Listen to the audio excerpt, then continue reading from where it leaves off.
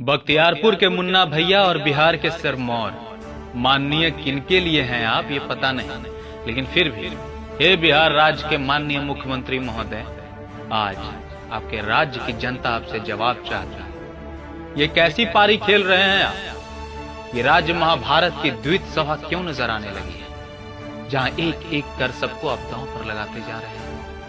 आप क्यों स्वयं को धर्मराज समझकर बैठ गए हैं? मुझसे पूछें तो मैं तो यही कहूंगा कि आप कलयुग का साक्षात अवतरण है। और आपकी सेना में जो मंत्रीगण है ना, वो सब के सब आपकी काली शक्तियां हैं, जिनके हाथों में मानो जिंदगियां छीन लेने का लाइसेंस अपने बड़े प्रेम से दे दिया।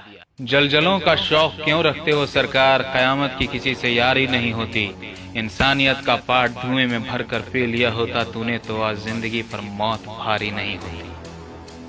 आपके राज्य के अस्पतालों की जर्जर स्थिति मानो चीख चीख कर लोगों से कहती हो, दूर रहो मुझसे, मैं तुम्हें मौत और मायूसी के सिवा कुछ नहीं दे सकता। पावापुरी का वर्धमान हॉस्पिटल हो या भागलपुर का ग्लूकोल अस्पताल, जिलों के सदर अस्पताल हो या पटना का पीएमसीएच, इन अस्पतालों में बेड मिल जाए तो ऑक्सीजन नहीं, ऑक्सीजन मिल जाए तो वेंटिलेटर नहीं, और सब मिल जाए तो डॉक्टर्स नहीं। अरे भाई, जब आपके पास सुविधा नहीं है तो हॉस्पिटल के आगे एक बोर्ड क्यों नहीं लगा देते जिस पर लिखा हो, हमारे पास मत आइए, हम आपको नहीं बचा सकते। असुविधा के लिए खेद है। आप लोग काला बाजारियों के साथ मिलकर मौत का व्यापार करते हैं ताकि आपके खजाने भर सकें। अरे कितना गिरोगे पैसे के लिए? कितना गिरोगे पैसे के लिए कि कभी खुद गिरे तो तुम्हें उठाएगा कौन? कहीं सत्ता का नशा है, कहीं पैसे का। जितनी जाने शराब और सिगरेट के नशे ने नहीं ली हैं, उससे कहीं ज्यादा पैसे और पावर के नशे में धुत लोग हर रोज ले रहे हैं। एक मुर्दे से जो बात हुई तो मैंने उससे पूछा, बड़े बेचैन हो, किसी ने शांति के लिए दुआ नहीं की क्या? उसने कहा, दुआ की नहीं, शमशान में जगह की जरूरत है, कोई पैरवी हो तो शांति हो। अशोक चंद्रगुप्त की धरती पर यह कैसा शासक आया है? अशोक चंद्रगुप्त की धरती पर यह कैसा शासक आया है? न न्याय कहीं, अधिकार नहीं है, चैन नहीं, न अमन कहीं। कर्तव्यों की हर एक कुर्सी पर दैत्यों का ही साया है। कर्तव्यों की हर एक कुर्सी पर दैत्यों का ही साया है।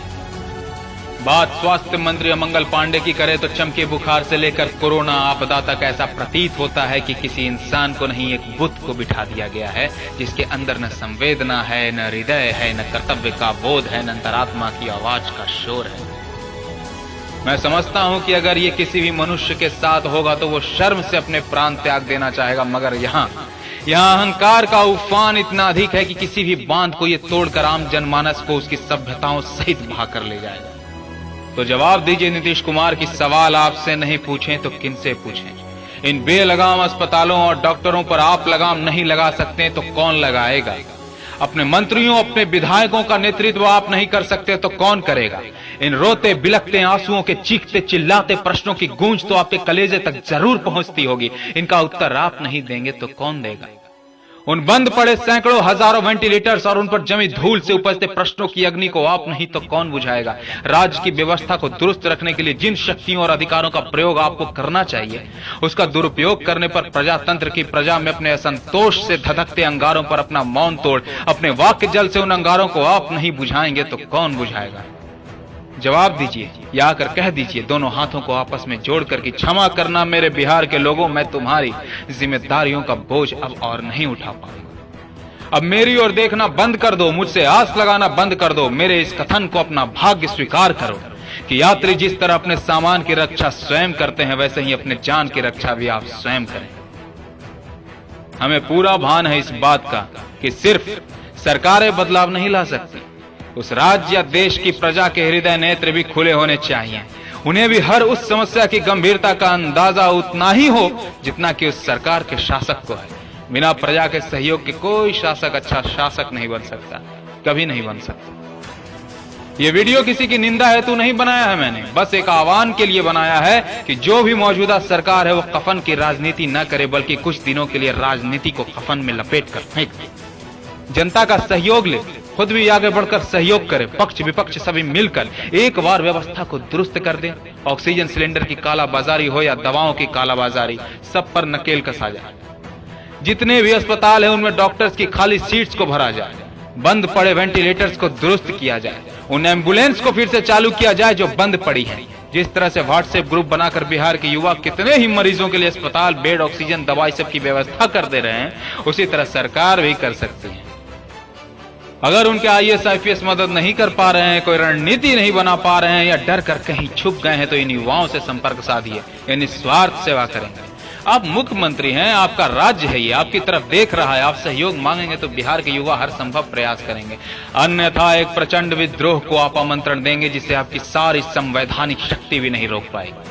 याद रखिएगा, ये जयप्रकाश बाबू के आंदोलन की जन्मभूमि है, ये चाणक्य के धर्म युद्ध की धरती है, जहां घनानंद जैसे सत्ता के मद में चूर धर्मियों का नाश करने के लिए एक बीज बोया जाता है, उसे बरगद बनाया जाता है, जिसकी जड़ों में धर्मियों को दफन कर दिया गया था। इसीलिए इससे पहले कि देर हो जाए, पानी सर से ऊपर चला जाए और आपके पाप का घड़ा आपके ही वजन से टूट कर बिखर जाए, समेट लीजिए, अपने आप को समेट लीजिए, बिखरे हुए बिहार को समेट लीजिए, यहाँ की बिखरी पड़ी स्वास्थ्य व्यवस्था को समेट लीजिए, लोगों के हाथों से छूटती सांसों को समेट लीजिए और एक मिसाल कायम कर दिखाइए कि जब एक बिहारी अपने पर आता है तो पहाड़ का भी सीना चीर डालता है, ज्वालामुखी के बीचों बीच अपना रास्ता बना लेता है। क्योंकि कल अगर भारत एक महान देश था, सोने की चिड़िया था, मगध का महाजनपद था, विश्व गुरु था, तो सिर्फ एक बिहारी की वजह से था, सिर्फ एक बिहारी की वजह से।